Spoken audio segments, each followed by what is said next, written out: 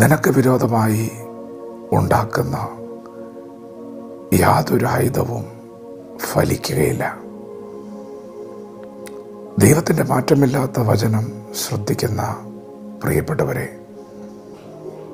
യേശുവിനെ സ്വന്തം രക്ഷിതാവും കർത്താവുമായി സ്വീകരിച്ച ദൈവവൈതലെ, നിനക്ക് വിരോധമായി ഉണ്ടാക്കുന്ന യാതൊരായുധവും ഫലിക്കുകയില്ല. കാരണം നീ വീണ്ടും ജനിച്ചത് സ്വർഗത്തിലേക്കാണ്. നീ വീണ്ടും ജനിച്ചത് നിത്യതയിലേക്കാണ്. കെടുന്ന ബീജത്താലല്ല, കെടാത്തതിനാൽ ജീവനുള്ളതും നിലനിൽക്കുന്നതുമായ ദൈവത്തിൻ്റെ വചനത്താലാണ് നീ വീണ്ടും ജനിച്ചത്. ദൈവത്തിൻ്റെ വചനം കെടാത്ത ബീജമാണ്, ജീവനുള്ള നിലനിൽക്കുന്ന വചനം. ദൈവഭക്തനായ യോബ് പറഞ്ഞു, ദൈവം എന്നോട് കൂടെയുണ്ട്, എൻ്റെ മൂക്കിൽ ഇപ്പോഴും ശ്വാസമുണ്ടല്ലോ. അതികഠിനമായ ശോധനയുടെ നടുവിലും ഭക്തി വെളിപ്പെടുത്തിയ വാക്കുകൾ. ഒരു വൃക്ഷമായിരുന്നാൽ അതിന് പോലും പ്രത്യാശയുണ്ട്.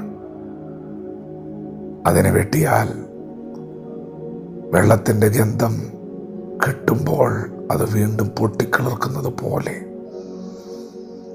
ഭക്തനും പുറത്തു വരും. ഈ കഷ്ടതയെ ഞാൻ അതിജീവിക്കുമെന്നാണ് യോബ് പറഞ്ഞത്. ദൈവത്തിൻ്റെ വചനത്താലാണ് നീ വീണ്ടും ജനിച്ചത്. അത് കെടാത്ത ബീജം, ജീവനുള്ള നിലനിൽക്കുന്ന വചനം. നിനക്ക് വിരോധമായി ഉണ്ടാക്കുന്ന യാതൊരായുധവും ഫലിക്കത്തില്ല. നീ യേശുവിൻ്റെ രക്തത്തിൻ്റെ വകയാണ്.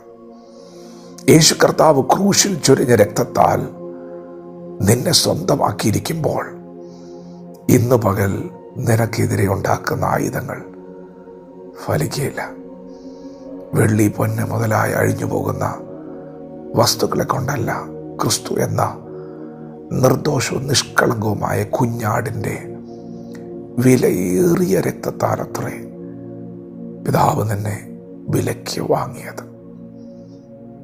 നിനക്കെതിരെ ഉണ്ടാക്കുന്ന ആയുധങ്ങൾ ഫലിക്കുകയില്ല. കാരണം ദൈവം നിന്നെ ഉള്ളം കയ്യിൽ വഹിച്ചിരിക്കുകയാണ്. ദൈവത്തിൻ്റെ കയ്യിൽ നിന്ന് നിന്നെ പിടിച്ചു പറിക്കാൻ ആർക്കും കഴിയില്ല. നീ നശിച്ചു പോകത്തില്ലെന്ന് യേശു പറഞ്ഞിരിക്കുമ്പോൾ, അവൻ്റെ കരങ്ങളിൽ നീ പൊതിയപ്പെട്ടിരിക്കുമ്പോൾ, നിനക്ക് വിരോധമായി ഉണ്ടാക്കുന്ന ആയുധങ്ങൾ ഫലിക്കത്തില്ല. രാത്രിയിലെ ഭയമുണ്ട്, പകൽ പറക്കുന്ന അസ്ത്രമുണ്ട്, ഇരുട്ടിൽ സഞ്ചരിക്കുന്ന മഹാമാരി, ഉച്ചയ്ക്ക് നശിപ്പിക്കുന്ന സംഹാരം. ഇതെല്ലാം ശത്രുവിൻ്റെ ആയുധങ്ങളാണ്. ഇതൊന്നും നിന്നെ തൊടില്ല. കാരണം നീ അത്യുന്നതൻ്റെ മറവിലും സർവശക്തൻ്റെ നിഴലിലും കീഴിലും പാർക്കുന്നവനാണ്. നിനക്ക് വിരോധമായി ഉണ്ടാക്കുന്ന ആയുധങ്ങൾ ഫലിക്കത്തില്ല. കാരണം ദൈവം പറഞ്ഞു, നിന്നെ തൊടുന്നവൻ ദൈവത്തിൻ്റെ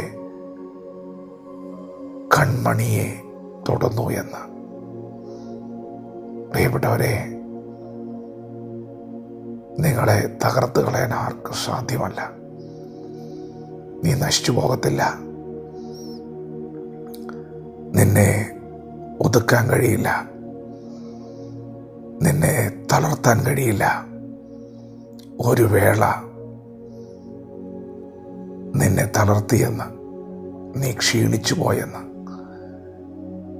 നിന്റെ എതിരാളി പിശാച് നിന്നെ നോക്കി പറഞ്ഞേക്കാം.